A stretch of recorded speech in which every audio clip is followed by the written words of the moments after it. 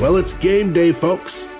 No matter what the weather is like out in your neck of the woods, it's a beautiful day for some football. I'm John Harrison. Peter Flinchkin couldn't make it, as he flaked on me again. But it's no matter, because I'm joined by the one and only Chip Clydesdale. Dr. Chip Clydesdale. Thank you, John. I appreciate it. We've got a great game here today. Two great teams, a big matchup. Let's see what happens. You can really feel the energy already building up in the stadium, wouldn't you say, Chip? Yeah, the energy is palpable. It is really something today, John. Let's go ahead and go down to the field for the coin toss. Looks like it's tails. Blue Stars ball. It looks like the teams are taking the field. Let's review the teams. In blue, we have the Blue Stars, and they're matched up against the Red Devils. Yeah, John, we have a really, really good game here on our hands today. Two very good teams. We got number 6 checking out the field conditions. Let's see what happens. Our official for the game is a returning favorite, Cider the Cat, our resident puppy supervisor. Yeah, Cider is known to be a strict ref, so we'll see what happens today.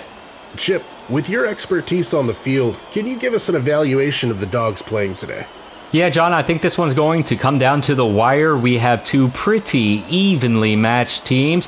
It's really just going to come down to who's fluffier, who's funnier, and who's nastier. What are some of the things you expect these pups are going to be able to do? They're going to have to be able to move the ball up and down the field, and of course, we know getting the ball in the end zone will be paramount. How about we get some insight from our correspondent on the field?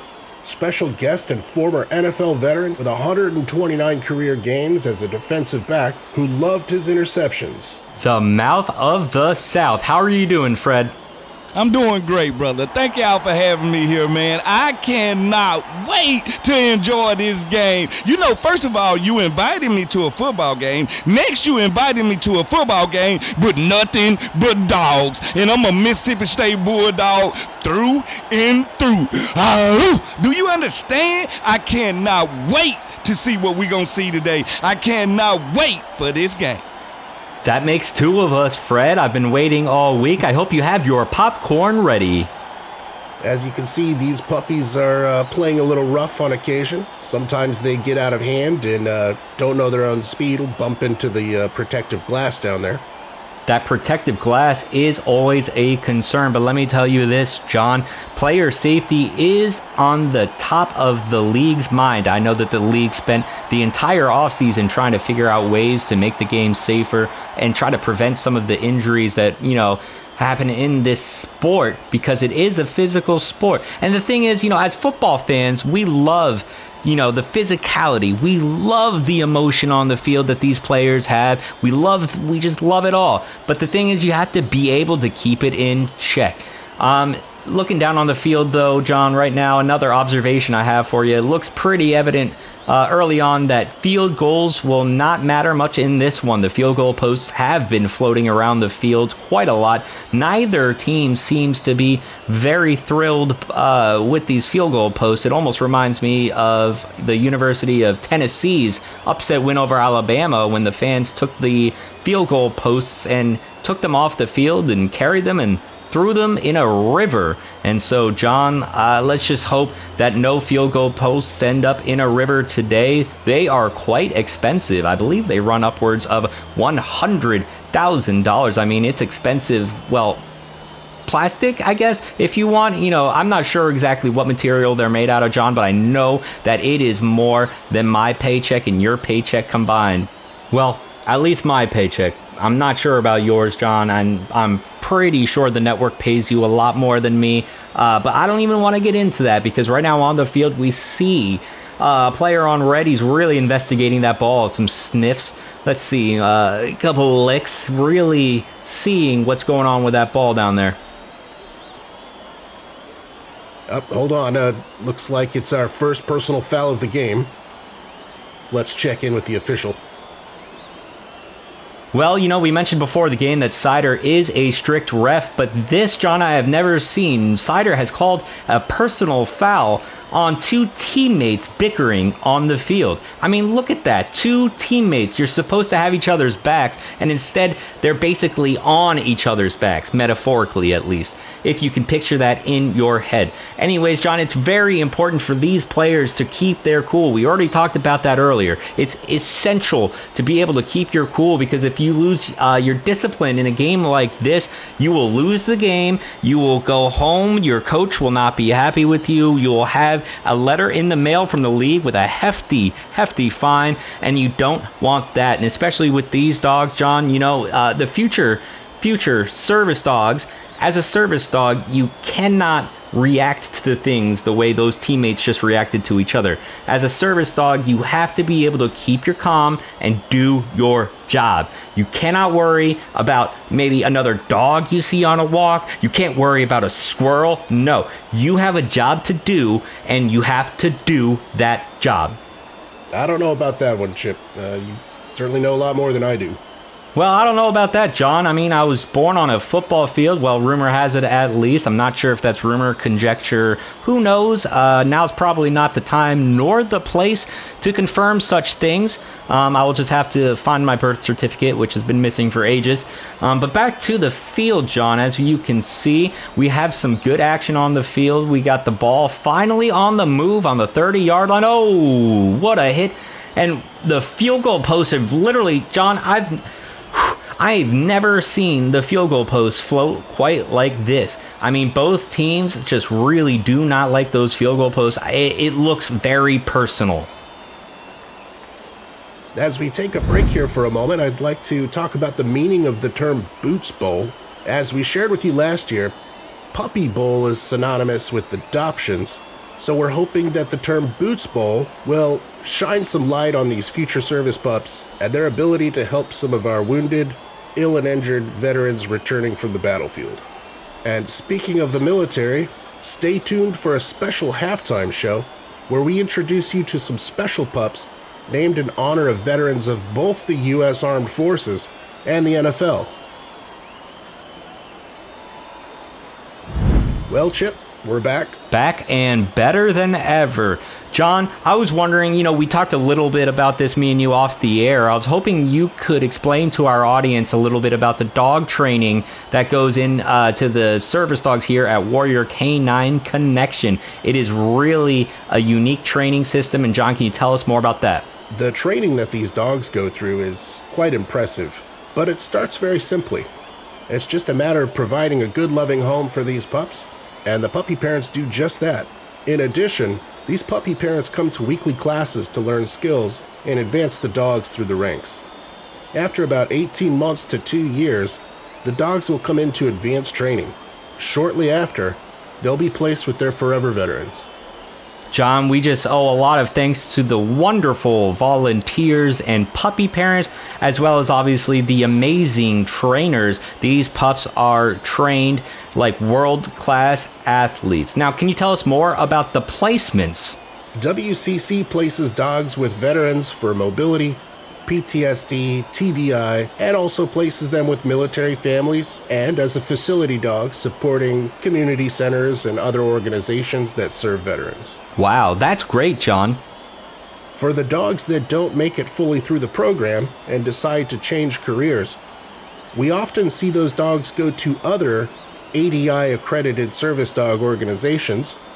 Some of them might go on to be guide dogs, others search and rescue, and as we've mentioned before, being placed with state and federal government organizations. Yeah, John, career changes are a pretty natural part of life, especially here in the sports world, whether you see a retired athlete become a broadcaster or, you just see a lot of different career changes. It's good to see the dogs pursue what they really want to do.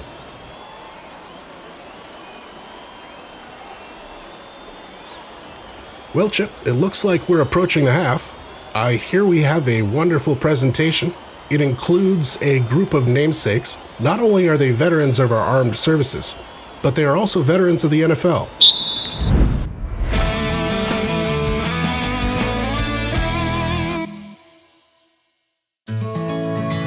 Introducing WCC's Landry, named in honor of Tom Landry, head coach of the Dallas Cowboys from 1960 to 1988. Tom Landry was second lieutenant in the U.S. Army Air Corps. He was a World War II B-17 Flying Fortress bomber co-pilot. He completed a combat tour of 30 missions and survived a crash landing in Belgium after his bomber ran out of fuel. As head coach of the Dallas Cowboys from 1960 to 1988, he had 20 straight winning seasons with 2 Super Bowl championships. Included a Pro Football Hall of Fame induction in 1990. Introducing WCC's Fisher. Named in honor of Bryce Fisher, U.S. Air Force Major in the Illinois Air National Guard. Fisher, a graduate of the Air Force Academy, was drafted by the Buffalo Bills in 2001. His football career was put on hold as he served 2 years on active duty with the Air Force. He joined the Buffalo Bills in 2001 while continuing to serve in the Air National Guard for an additional 9 years, rising to the rank of major. The defensive end also played for the St. Louis Rams, Seattle Seahawks, and Tennessee Titans, winning a Super Bowl with the Seahawks in 2005. WCC's Merle, named in honor of U.S. Air Force Technical Sergeant Merle Robinson Jr. Merle has a special spot in the NFL. For the past 6 years, he has donned black and white stripes for football season, taking on line judge responsibilities as part of the NFL officiating crews. He served in the U.S. Air Force for 20 years as a maintenance supervisor and military technical instructor, retiring in 2018. He currently works for the Arizona Coalition for Military Families as a career specialist. Introducing WCC's Rachel, named in honor of U.S. Army First Lieutenant Rachel Washburn. Washburn tried out for the Philadelphia Eagles cheerleading team at the end of her freshman year at Drexel University, where she was in the Reserve Officer Training Corps program. Even though she enjoyed being a cheerleader, she said the Army remained her first choice. During her 2 deployments in Afghanistan, Lieutenant Washburn served on the Army's Cultural Support Team. She explains that this group was created to help special operations troops who aren't allowed to engage with the local female population. Female soldiers are recruited to look out for the safety of the local women and children during these missions. In her 3 years in the military, she has already earned the Bronze Star Medal, Army Commendation Medal, and the Combat Airborne and Air Assault badges. WCC's College, named in honor of Darren College. He was selected by the Green Bay Packers in the second round of the 2006 NFL Draft. As an offensive guard, College started 137 games in his professional career and helped lead the Packers to a Super Bowl victory. Following his professional football career, College enlisted in the Idaho Army National Guard, graduating from Advanced Individual Training in 2016 as a distinguished graduate. He served as helicopter crew chief and was deployed to Afghanistan for 9 months, beginning in April of 2018.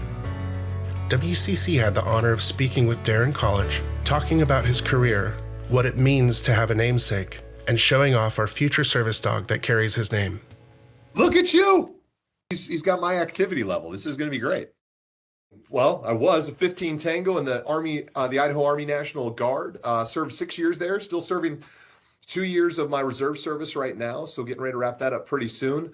Prior to that, spent 9 years in the NFL. Had a chance to play for 3 teams, the Packers, the Dolphins, and the Cardinals, but spent 5 years with the Packers and won a Super Bowl there in 2010. You know, the NFL has always done a great job of military appreciation. You know, you get a chance to meet vets, you have them on the sidelines, you have a chance to work with active duty military. And they were some of the best men and women I'd ever met in my life, and they were people that I wanted to be on the same team with. 2015, got out of the league. Was missing the opportunity of being on a team, want to be a part of something bigger than me again, and had the chance to come back and serve my own community. We always are great at helping each other. We're not great at helping ourselves. And I think, you know, an organization like this gives the opportunity for a lot of vets to maybe take a look at themselves too and say, hey, I'm going to go out and help my brother. You know, this is a great way for guys to break in and girls to break in and say, hey, I'm going to start helping other people first, and maybe along the way they can get a little self-help too.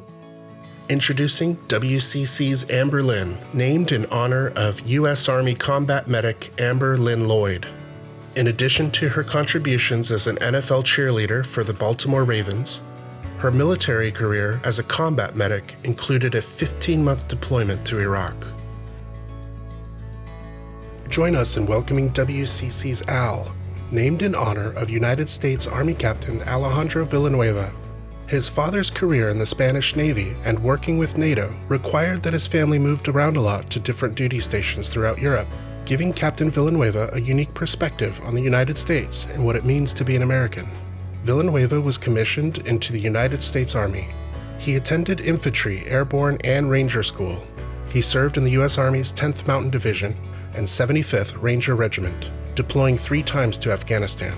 As a result of his actions during the deployment, he was awarded a Bronze Star for rescuing wounded soldiers while under enemy fire. Captain Villanueva completed 2 more combat tours in Afghanistan as a member of the 1st Ranger Battalion. Following his military service, Captain Villanueva earned a spot as an offensive tackle for the Pittsburgh Steelers. He had a 7-year career in Pittsburgh and played his final season with the Baltimore Ravens. He had 100 starts and was selected to 2 Pro Bowls. It is with tremendous pride that we named WCC's Al in honor of United States Army Captain Alejandro Villanueva. Introducing WCC's Hennings, named in honor of U.S. Air Force Captain Chad Hennings. After graduating from the United States Air Force Academy, Hennings completed lead-in fighter training and became an A-10 Thunderbolt pilot. He flew 45 missions in support of Operation Provide Comfort in northern Iraq, an effort that helped provide relief and humanitarian aid to Kurdish refugees.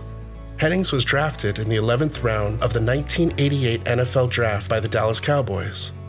Following his 4-year military commitment, he joined the Cowboys in 1992 as a 27-year-old rookie. He would spend 9 years with the Cowboys, contributing to one of the top-ranked defenses in the NFL, winning 3 Super Bowls in 4 years. For his career, he amassed 28 sacks in 107 career games. During his 9 years as a professional football player, he also continued his military service in the Air Force Reserve. WCC was able to speak with Chad Hennings via a video conference, where he was able to get a first glance at WCC's Hennings, our future service dog in training. Oh, look at you. All right. Oh, So what do you think, offensive line or defensive line? What's going on here? he may eat himself out of a D-line job. He may have to go to offensive tackle right away. So I went from flying my last mission in northern Iraq in the early part of 92, and in that same year, playing a Super Bowl, in the Super Bowl 2027. And I ended up spending 9 years with the Dallas Cowboys, winning 3 Super Bowls my first 4 years. Was able to fulfill, my life's ambitions regarding serving our country, yet also playing for America's team, and that dream that I had of playing in the NFL. We've all heard the adage that once a Marine, always a Marine, but once a veteran, always a veteran. And that every veteran has been a part of a community of service. And from day one, when you go through basic training, it's about serving your fellow service members, serving your country, giving of yourself, your time, your talent, your treasure to a cause that is greater than self. And that aspect of service continues not just during your active duty time, but most certainly even beyond when you're separated from the military, again, because it's those life lessons that we all take, that we all, for this, our world and our culture to thrive and survive, we all need to have that aspect of serving with excellence. A puppy named after me, man, that's a no-brainer. Amen. Let's do that, because I see what it does. I know how animals impact those members that end up getting a service dog, and as well as those members that train. There's a healing process that goes on just for the individual that's training, as well as for the individual that ends up receiving that dog as a service dog, because it's a connection. It's an aspect of still the veteran who's training is still serving their fellow veterans in some capacity. And the veteran that receives that dog is the recipient of that service, and they can acknowledge that a part of that brotherhood that impacted their lives to a great extent. So that's why I'm proud to be a part of this, proud to do this, and highly support the mission that they're trying to accomplish. Introducing WCC's Rooney, named in honor of both U.S. Army Captain Tom Rooney and U.S. Marine Corps Major Brian Rooney, the grandsons of Art Rooney Sr., who founded one of professional football's most storied franchises, the Pittsburgh Steelers. The Rooney family has a long legacy of military service. Not only was Tom Rooney a U.S. Army captain in the JAG Corps, He was a U.S. Congressman in Florida from 2009 to 2019. His service included Committee on Armed Services, Agriculture, and Permanent Select Committee on Intelligence. His brother, U.S. Marine Corps Major Brian Rooney, deployed to Iraq as part of the 3rd Marine Aircraft Wing, where he assisted the 11th Marine Expeditionary Najaf. He was then assigned to the 1st Marine Division for a similar role during the Second Battle of Fallujah. With such a short time, we were not able to meet with all of the players or speak with them over video conference. But one special trip was made. Not only was Rocky Blyer able to meet our future service dog, WCC's Rocky, but they did so on the field in Pittsburgh Stadium. He met with our executive director, Rick Yount, and board member, Terry Bates. Blyer played football at the University of Notre Dame and was part of the 1966 National Championship team. He was selected in the 16th round of the NFL Draft by the Pittsburgh Steelers in 1968. After his rookie season with the Steelers, Blyer was drafted into the U.S. Army during Vietnam. He volunteered for duty in Vietnam and was signed to Company C, 4th Battalion Light, 31st Infantry, 196th Light Infantry Brigade. In 1969, Blyer was wounded in the left thigh, where his platoon was ambushed. While he was down, an enemy grenade exploded nearby, sending shrapnel into his lower leg and severely damaging his right foot. While recovering in a Tokyo hospital, doctors told him that he could not play football again. Soon after, he received a postcard from Pittsburgh Steelers owner Art Rooney Sr., which simply read, "Rock, the team's not doing well. We need you." Signed, Art Rooney. Blyer rejoined the Steelers in camp in 1970 and worked through his injuries and pain to earn a spot in the Steelers' starting lineup in 1974. In addition to being a great lead blocker, Blyer was also an effective rusher, racking up over 1,000 yards in 1976. Blyer played in Pittsburgh Steelers Super Bowl victories in 1974, 75, 78, and 79. Blyer retired after the 1980 season. At the time of his retirement, he was the Steelers' 4th all-time leading rusher. As veterans for both the NFL and our U.S. Armed Forces, we are honored and grateful for the opportunity to share their stories and to say their names.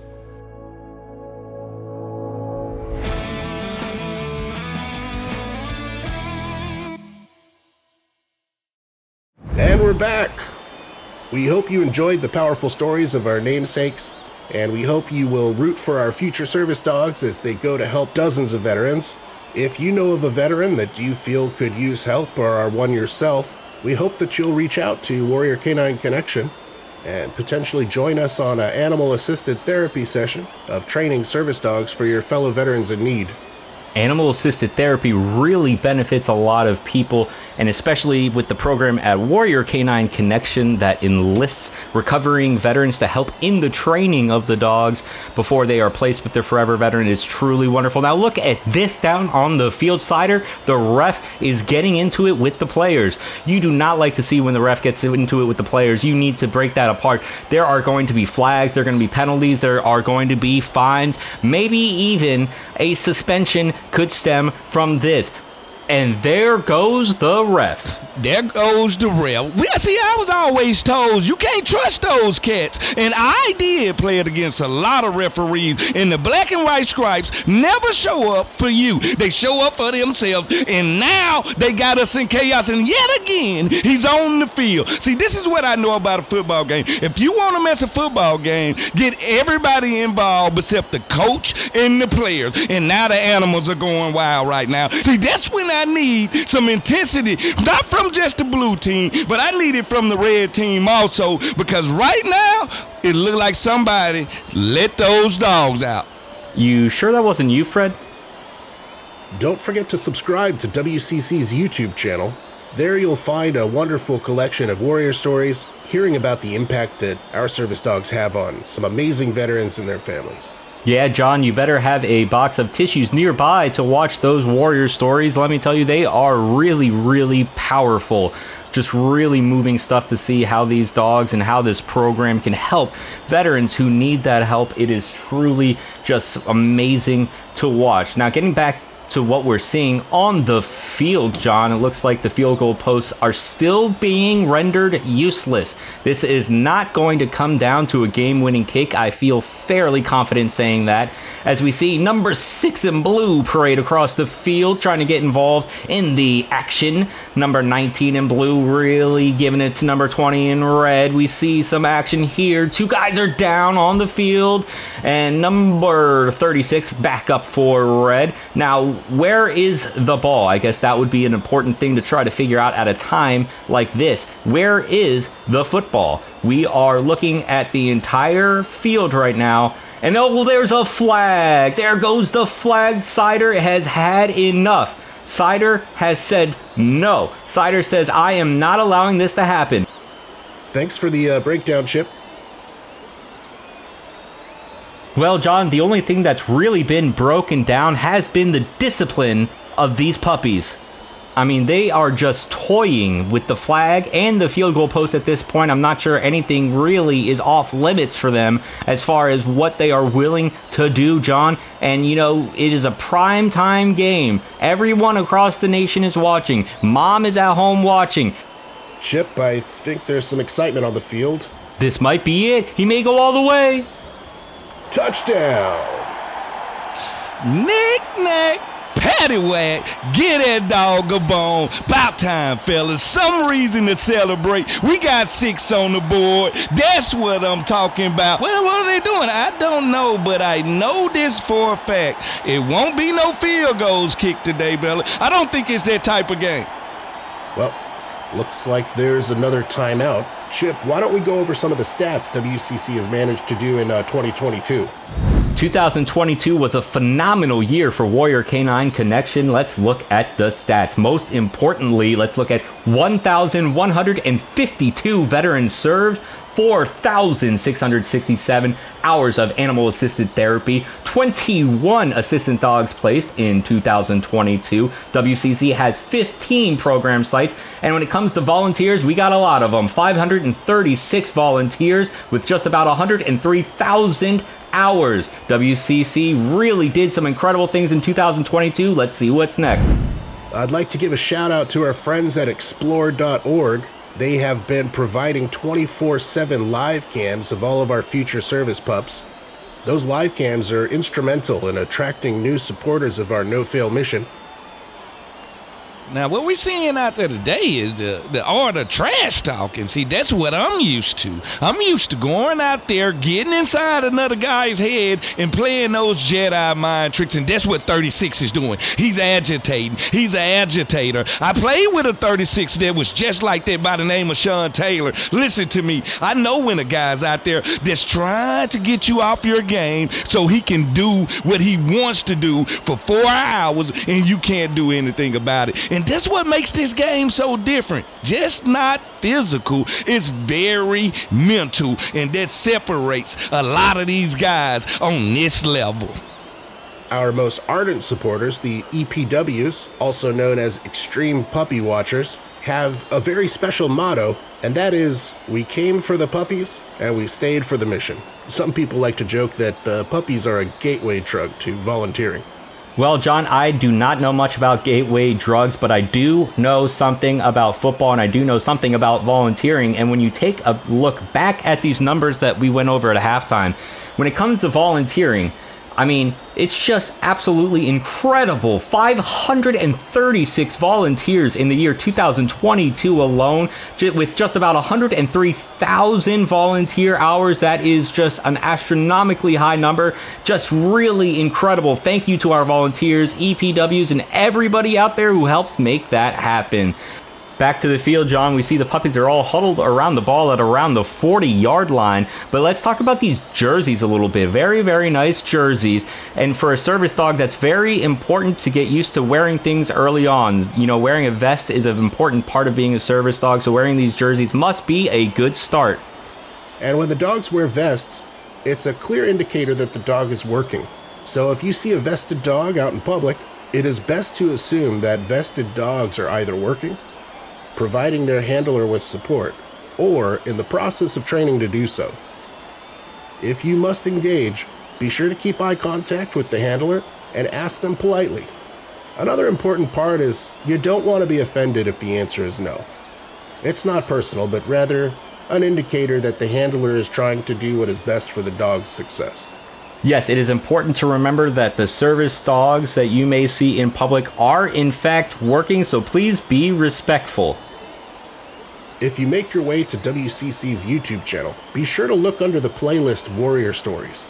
There are some wonderful veteran testimonials and how the dogs are impacting their lives. Yeah, John, those videos, we talked about them earlier in the broadcast as well. They are really just moving, just so powerful to see these veterans get the help that they need from these dogs and from the program that Warrior Canine Connection has. It's truly just really a wonderful thing that WCC is doing.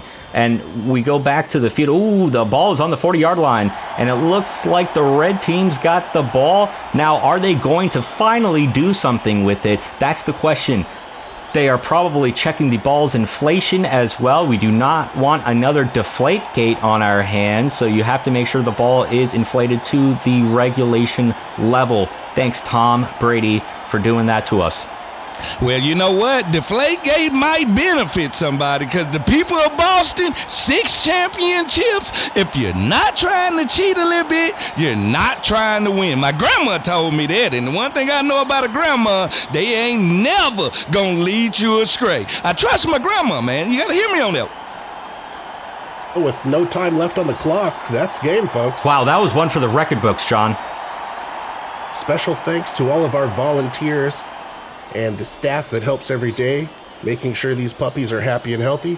Our canine care staff, the whelping volunteers, all of those wonderful people that join us on days of service, including our very own Maryland Baltimore Ravens, their playmakers and players.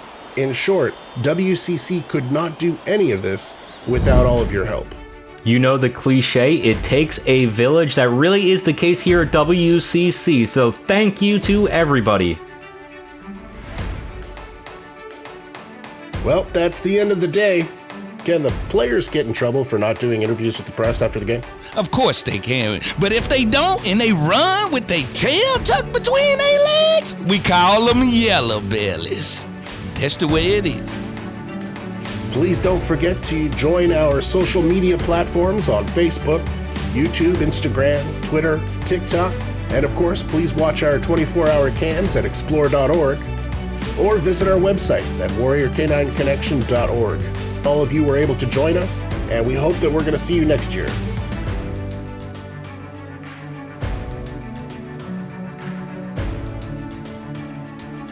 WCC Sports, home of the best future service dogs, thanks you for watching this presentation of Boots Bowl 2023.